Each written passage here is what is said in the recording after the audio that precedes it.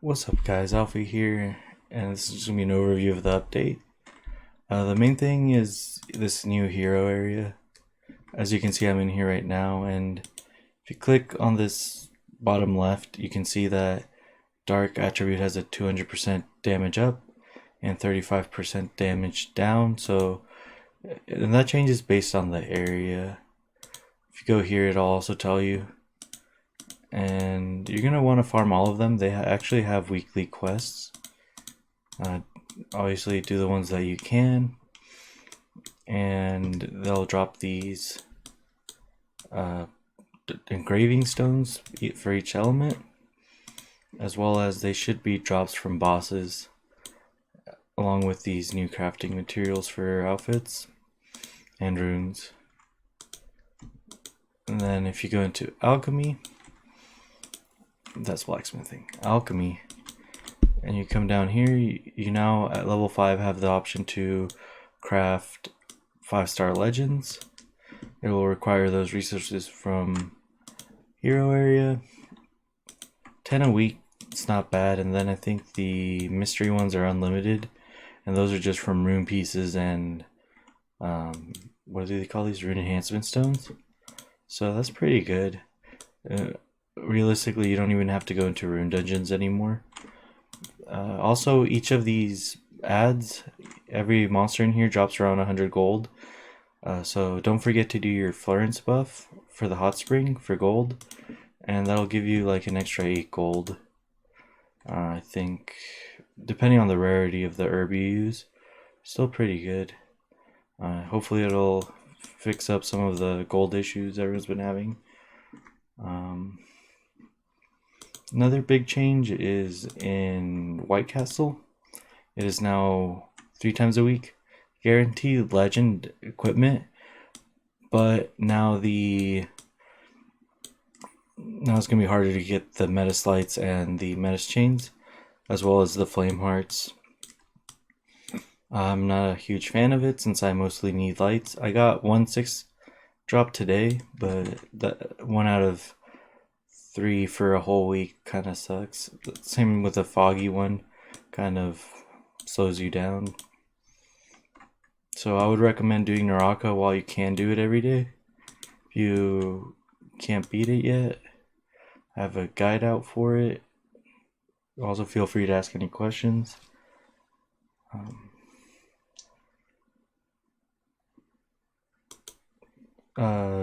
Expedition changed. I'm still trying to figure out a good, consistent level 4 team, but for level 3, I was able to use this, which is relatively free to play. You can swap Wahi for a Chloe or a Vanessa, or you can run like Chloe, Vanessa, and Diane for your team, and that should be pretty safe. Diane will defense break as long as it has attack buff, and Iron's just here because I didn't have any good fire DPSs built.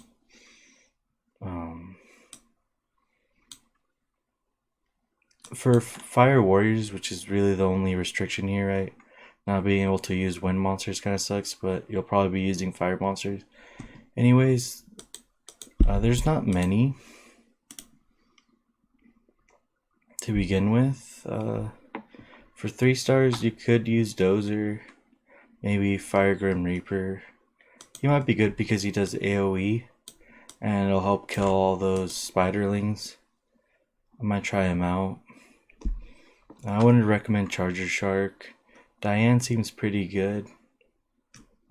Spectra could be an interesting one for a 4-star, since it does max HP damage, so you just build it on heavy crit damage and nuke the boss.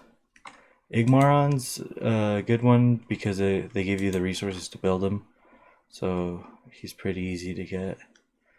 The rest of these, I don't know if I'd recommend them.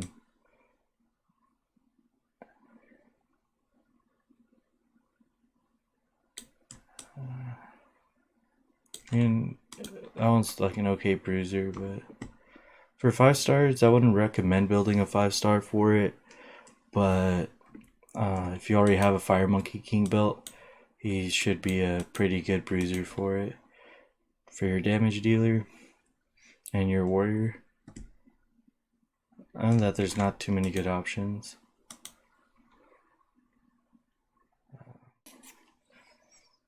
Also from Hero Area, when you get this tough leather and altered leather, you'll be able to craft this new set, which it will increase your damage in arena and battlefield by 5% and recovery receive. It seems like a pretty good PvE effect to have. I think only the bosses drop these, so, and the mini bosses, and then the main boss Baphomet. Actually, you can probably go over him too. Where? Yep. Boss, here we go. So he'll change attributes, and the mini bosses will change based on the area, but it's pretty strong. You're probably going to want to be in a party for this. Pretty sure he's stronger than the regular field bosses, so farming this in a group is also pretty beneficial because you'll get rewards for your party's kills, not just yours. So you can kind of increase your rewards and how fast you're farming it. So just find a group that will AFK around the same time as you do and farm it overnight or while you're at work or something, and just get all that extra gold. So pretty much it for the hero area stuff.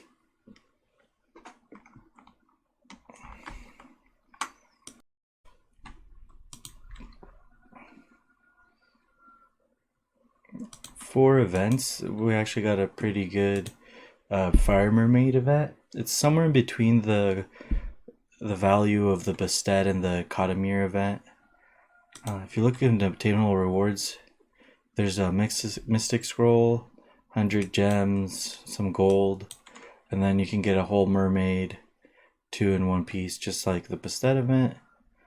And it looks like it is refreshable right here. Yeah. So it's a pretty good time to farm, especially since we have the seashell event to get some bonus gold as well. I would recommend probably doing Kairos the most if you're gonna only refresh one, since it is only 3 runs for the same amount as Path of Growth in terms of hammers. You could do repeat quests for Kairos entries, as well as those yarn balls. And then Clear Expedition being 4 out of 10 is actually pretty good. That means even without resetting, you're guaranteed 30 hammers. And it doesn't require a specific level, so you can just do level 1, 2, or 3 if you are newer. Repeat quest, that's pretty standard, and then field boss is pretty standard. And then as long as you do Path of Growth and Essence Dungeon, that'll double up with the Starfish event. I would recommend pretty much only doing gold. You can do reset stones if you're out of them.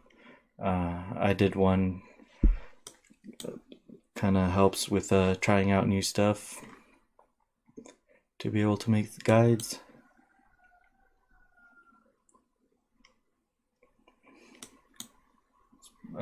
And then the Trial of Ascension event reset is probably going to be a standard one.